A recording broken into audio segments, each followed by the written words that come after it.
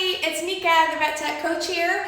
We are here with vlog number 5 where we're talking about training. More specifically, we're talking about clicker training.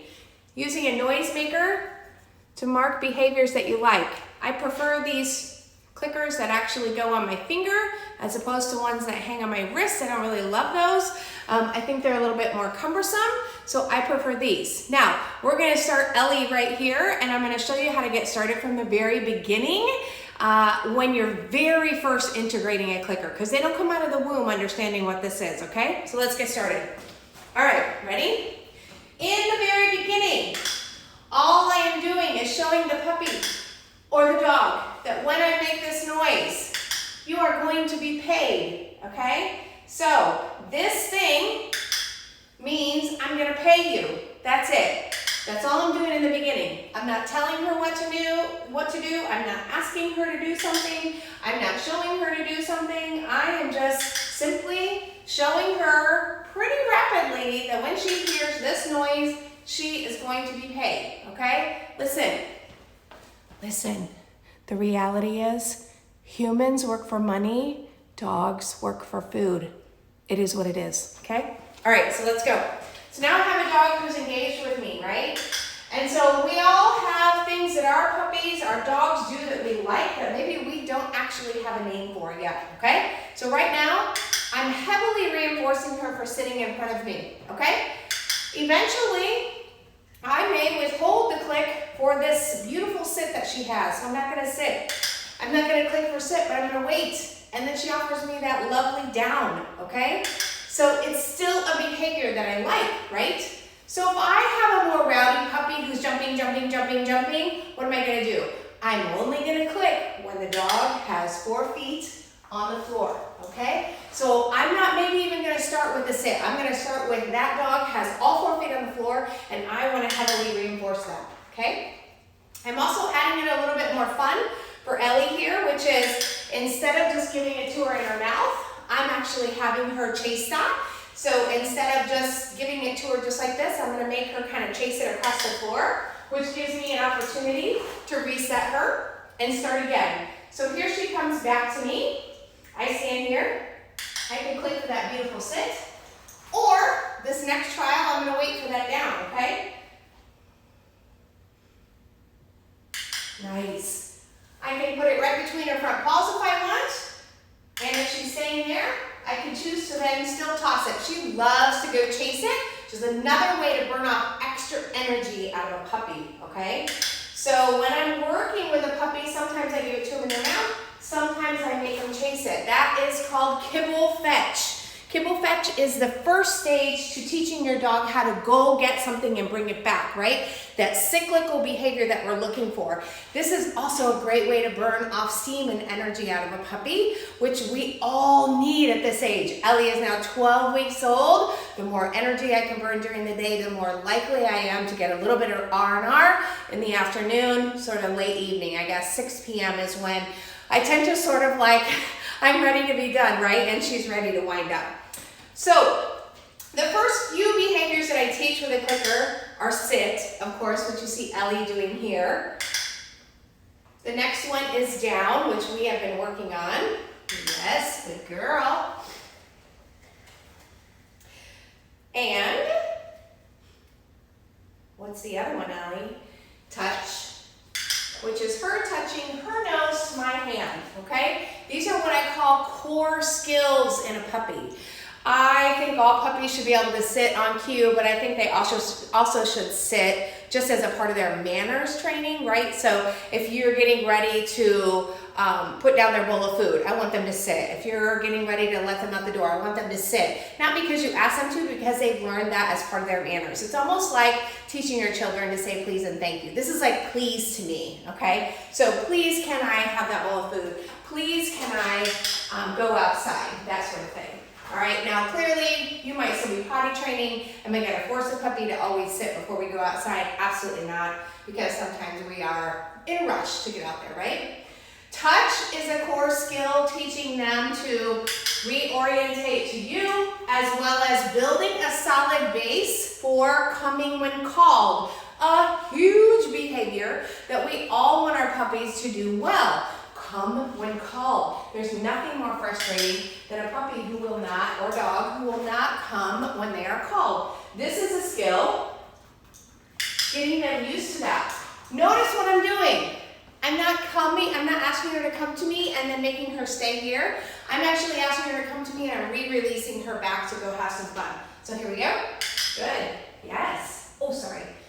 My bad. There you go. Good girl. Good girl. Yeah.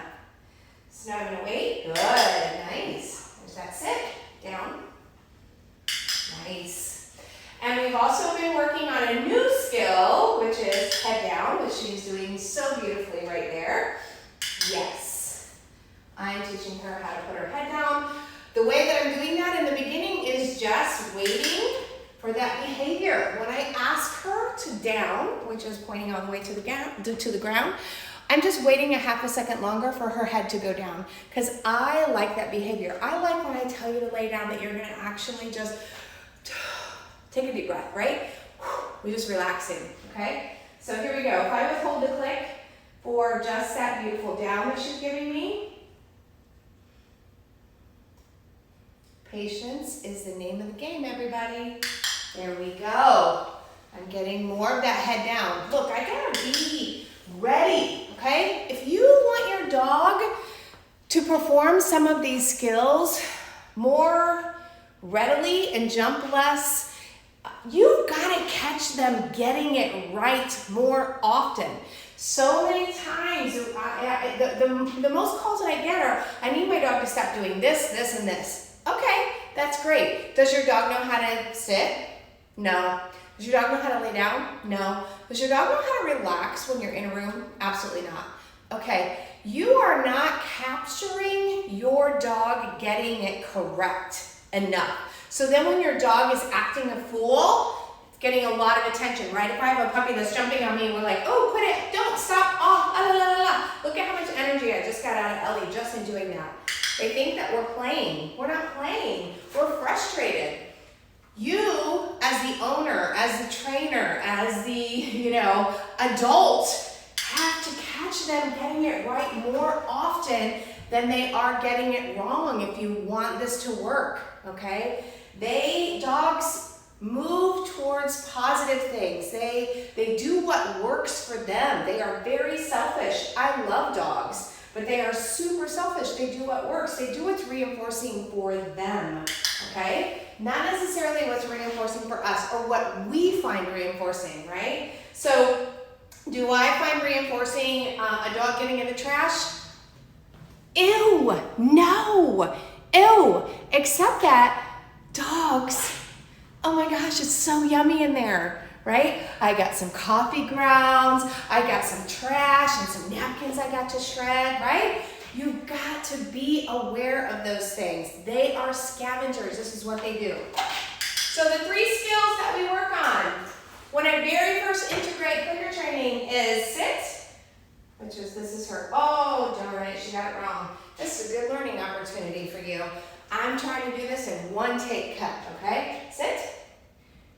She gave me the wrong behavior, didn't she? So, what? We'll move over here. Sit. Nice. Was it bad? No. Down. Down. So now she's not giving me any behavior, so I'm going to step to the side again. Just move my body. Down. Good job. Try again. Why? Why am I going to do this? Why? She's 12 weeks old. She's like a kindergartner. I've got to give them a moment to sort of get this together, right? Okay. Can't expect perfection at a kindergarten level. All right, so let's try that again. Let's see how she does. Sit. She got it wrong again. That's okay. I'm going to take a step to the side. Sit. Nice job, Ellie. Good. So now to reset, I'm going to use that touch. I'm going to toss that off. I'm going to have her come down. We'll try this down again. Down. Nice job, Ellie. Okay? Touch. Good job. Go. there's a little start of your clicker training, everybody. This is a great tool, getting your dog to perform skills that you hoped that they could perform. It's a great way to capture them getting it right. It's a great way to build positive relationships, not only with you, but with training as well. Dogs love it. I don't want to have to carry this around for the rest of my life. Actually, I should address that because I think people think like, oh, I'm going to have to carry that around for the rest of my life. Absolutely not. That is not true. And if someone told you that, that is a lie. That is not true. If you're under the misconception that your dog should do something because you said so, it's going to be a longer road for you because, again, dogs work for food. We work for money, right? As much as I love my job, I don't know that I would want to do it for free forever, right? Hope you love this video. Whoops! Let me know what you think in the comments below. Let me know some other videos that you might be interested in seeing. And until next time, vlog number 6. Have a great day, everybody.